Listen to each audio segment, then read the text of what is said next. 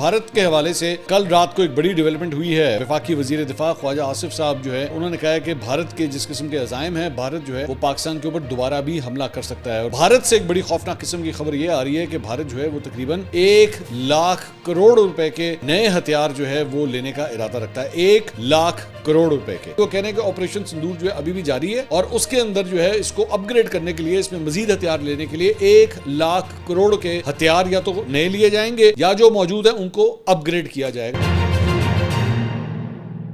अस्सलाम वालेकुम नाज़रीन, मैं हूं मंसूर अली खान। अपने ड्यूल चैनल के ऊपर आपको खुशामदीद कहेंगे। नाज़रीन, आज का दिन बड़ा अहम दिन होने जा रहा है। बड़ी इंपॉर्टेंट 2 मीटिंग्स होने जा रही हैं, कुछ उसके बारे में बात करेंगे। पाकिस्तानी सियासत के ऊपर उसके बड़े गहरे असरात हो सकते हैं और साथ ही साथ पड़ोसी मुल्क भारत के हवाले से कल रात को एक बड़ी डेवलपमेंट हुई है। वफाकी वजीर दिफा ख्वाजा आसिफ साहब जो है वो एक प्रोग्राम में आए हुए थे और उन्होंने कहा है कि भारत के जिस किस्म के अज़ाइम हैं, भारत जो है वो पाकिस्तान के ऊपर दोबारा भी हमला कर सकता है। और दूसरी जानिब से भारत से एक बड़ी खौफनाक किस्म की खबर ये आ रही है कि भारत जो है वो तकरीबन 1 लाख करोड़ रुपए के नए हथियार जो है वो लेने का इरादा रखता है। 1 लाख करोड़ रुपए के।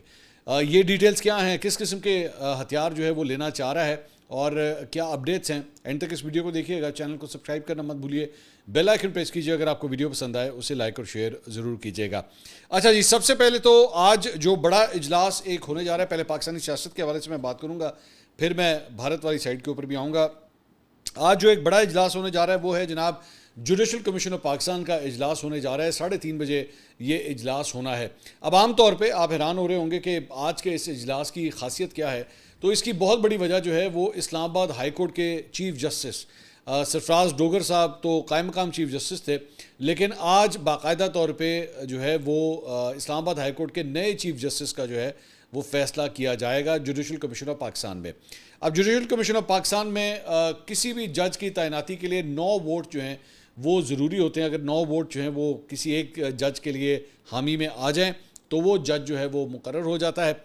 इस वक्त जो 3 सीनियर मोस्ट जजेस हैं, ख़ास तौर पे इतवार वाले दिन यानी कि परसों जब सदर आसिफ अली ज़रदारी की जानिब से बाकायदा जो है वो नोटिफिकेशन हो गया था, जो 3 गैर मुस्तकिल टेम्प्रेरी जजेस जो इनको शिफ्ट किया गया था इस्लामाबाद हाई कोर्ट में, उनको जब परमानेंट कर दिया गया तो उसके बाद जो सीनियरिटी लिस्ट बनी है उसमें जो सबसे टॉप के ऊपर हैं वो अब जस्टिस सरफराज डोगर हैं जो कि सीनियर मोस्ट कंसिडर हो रहे हैं। नंबर 2 के ऊपर मोहसिन अख्तर कियानी है और नंबर 3 पे जस्टिस मियां गुल हसन औरंगज़ेब जो हैं वो नंबर 3 के ऊपर आते हैं।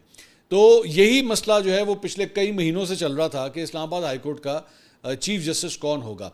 सरफराज डोगर साहब जो हैं उनके ऊपर पाकिस्तान तहरीक इंसाफ को एतराज़ है और दीगर जजेस भी जो है सीनियरिटी के हवाले से, तयन करने के हवाले से एतराज़ करते रहे हैं कि सरफराज डोगर को जो है वो बाहर से लाया गया है और बाहर से ला के यहाँ पे जो उनको अपॉइंट कर दिया गया है। बेसिक इल्ज़ाम ये लगाया जाता है जी उनको लाने का मकसद ये था कि दीगर जजेस में से जो है वो किसी की बारी ना आ सके और सरफराज डोगर साहब को जो है वो चीफ जस्टिस बना लिया जाए और उसके बाद सिस्टम के तहत जो है सिस्टम जिस डायरेक्शन में जाना चाहता है तो इस्लामाबाद हाई कोर्ट भी जो है उसी डायरेक्शन में जाए।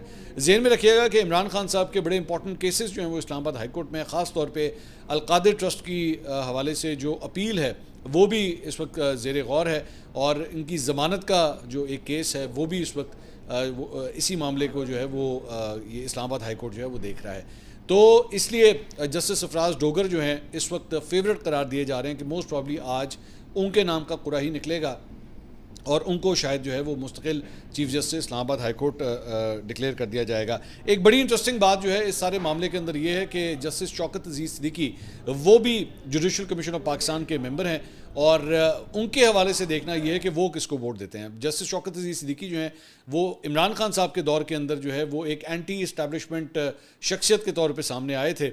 अब देखना यह है कि इस मरतबा जब ये वोटिंग होती है तो वो किसकी तरफ वोट करते हैं। शौकत अजीज़ सिद्दीकी साहब जो हैं वो वैसे हामिद खान साहब के भी बड़े अच्छे दोस्त कंसिडर किए जाते हैं, लेकिन क्या वो इस वक्त जो है वो स्टेटस को के साथ जाएंगे या उनकी मुखालफत में जाएंगे। चीफ जस्टिस याह्या अफरीदी जो basically judicial commission of Pakistan को हेड करते हैं, उनका वोट किधर जाएगा। हुकूमती वोट्स जो हैं वो तो काफ़ी हद तक मेरे ख्याल में तय है। जो कोर्ट रिपोर्टर्स हैं वो काफ़ी हद तक बताते हैं कि सरफराज डोगर साहब के लिए ही वो लोग वोट करेंगे सारे, जिसमें अटर्नी जनरल भी शामिल हैं, जिसमें गवर्नमेंट के दीगर नुमाइंदे भी जो हैं वो उसके अंदर शामिल हैं। लेकिन ये चंद अफराद जो हैं इनके बारे में और देखना है कि वो किसके लिए जो है वो वोट करते हैं। इसके अलावा दीगर चीफ जस्टिस भी जो हैं पेशावर हाई कोर्ट से, सिंध हाई कोर्ट से उनके हवाले से भी जो है वो फैसले मुतवक्के हैं, लेकिन कम से कम इस्लामाबाद हाई कोर्ट जो है वो सबसे ज़्यादा इंपॉर्टेंस इस सारे मामले के अंदर लेता है।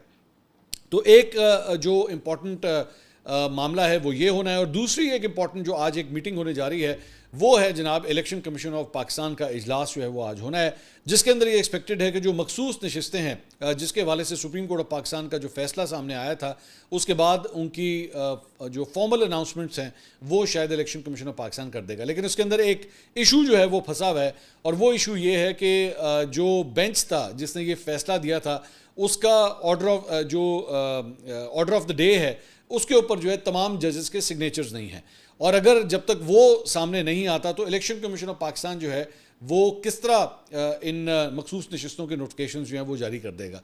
तो इसलिए इलेक्शन कमीशन ऑफ पाकिस्तान की तरफ भी जो है वो बड़ी अहम नज़रें हैं। पाकिस्तान तहरीक इंसाफ के लिए मेरे ख्याल में सबसे इंपॉर्टेंट दोनों मीटिंग्स जो हैं उनके लिए बहुत इंपॉर्टेंट है।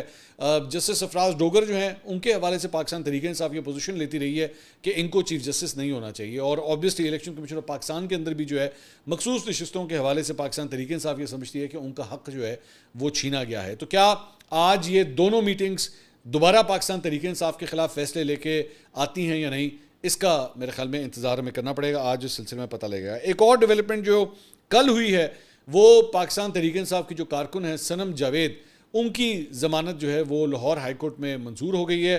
5 लाख रुपए के मुचलकों के एवज़ उनकी ज़मानत जो है वो मंजूर हो गई है। अभी तक कम से कम उनकी रिहाई नहीं हुई है, लेकिन मोस्ट प्रॉब्ली इसमें कभी कभार फॉर्मेलिटीज़ जो हैं वो पूरी होनी होती हैं, तो इस वजह से अभी तक उनकी रिहाई नहीं हुई, लेकिन उनकी भी जो है ज़मानत मंजूर हो चुकी है। इसके अलावा जनाब एक और ख़बर जो मैं आपके साथ शेयर करना चाहूँगा वो ये है कि सवात में जो एक वाक़या पेश आया था, आप जानते हैं, जिसमें एक ही फैमिली के कई मेंबर्स जो हैं वो दरिया में डूब गए थे। उस हवाले से जो इंक्वायरी हुई है उसकी चंद डिटेल्स जो हैं वो सामने आई हैं। बाकायदा तौर पे अभी रिपोर्ट आना बाकी है, लेकिन सोर्सेस के हवाले से जो मुख्तलिफ टेलीविज़न चैनल्स ने रिपोर्ट किया है वो चंद डिटेल्स मज़ीद कुछ आपके साथ मैं शेयर करूँगा। इस हादसे में 13 अफराद की हलाकत की मुमकिन वजूहात के हवाले से बताया गया कि माफिया की जानिब से मिट्टी और पत्थरों की मदद से बंद बनाकर दरिया का जो है वो जो रुख था वो मोड़ा गया था। ये आप पिक्चर भी देख सकते हैं स्क्रीन के ऊपर के दरिया एक्चुअली जो है वो यूं करके डिलिबरेटली राइट साइड के ऊपर जो है वो टर्न किया गया, और इसी जगह पे एक बेसिकली बांध दिया गया था ताकि पानी जो है वो अपने नेचुरल फ्लो के अंदर आगे ना आ सके। अब यह बताया जाता है कि बेसिकली इसमें क्रशिंग और होटल मालिकान की इमा के ऊपर जो है वो सब कुछ किया गया है। होटल मालिकान को जो फ़ायदा हो जाता है वो ये होता है कि जब इस तरह पानी का लेवल ड्रॉप हो जाता है, ये यहाँ पे चारपाइयाँ वगैरह लगा लेते हैं और उसके बाद जो है दिहाड़ी लगना शुरू हो जाती है। और क्रश माफिया जो होती है वो इन्हीं एरियाज़ के से जो है वो पत्थर वगैरह जो है वो क्रशिंग के लिए निकालना शुरू करती है, और उसकी फिर रोड़ी वगैरह बनती है और छोटा पत्थर जो है वो उससे बनता है, और उसके बाद वो कंस्ट्रक्शन के अंदर जो है वो भी इस्तेमाल किया जाता है। तो इसके बारे में बताया जा रहा है कि जब ये फैमिली एक्चुअली वहाँ पे खड़ी हुई थी और वहाँ पे अपनी पिक्चर्स वगैरह ले रही थी जहाँ पे एक्चुअली पहले इतना पानी नहीं था, तो वहीं पे इसी दौरान जो है वो बंद टूटा है जो कि गैर कानूनी तौर पे बनाया गया था, और उसके बाद ये पानी का फ़्लो जो है वो सीधा आया है और उसके बाद इस पूरी फैमिली को जो है वो उसने घेर लिया। तो ये बंद, वहाँ के जो मुकामी अफराद हैं वो ये भी बता रहे हैं कि जब ये बंद बनाया गया था तो उस वक्त भी बड़ा प्रोटेस्ट किया गया था, लेकिन चूँकि लोग तगड़े थे तो ना इंतज़ामिया ने कुछ किया, इंतज़ामिया ने भी जो है वो आंखें दूसरी तरफ कर ली। अब मैं तो सवाल करूंगा कि उस इंतज़ामिया के अरकान को भी, जो भी ऑफिसर्स हैं, उनके अगेंस्ट भी कार्रवाई होनी चाहिए कि उनके होते हुए ये गैर कानूनी बंद जो है ये बंद किस तरह गया।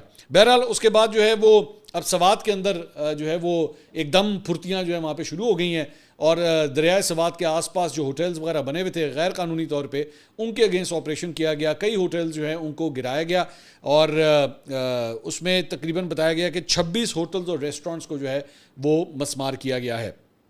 और इसमें कई लोगों ने जो है वो प्रोटेस्ट भी किया। कई लोगों ने कहा कि जी हमारे पास जो है वो NOCs भी मौजूद हैं, कोई गैर कानूनी काम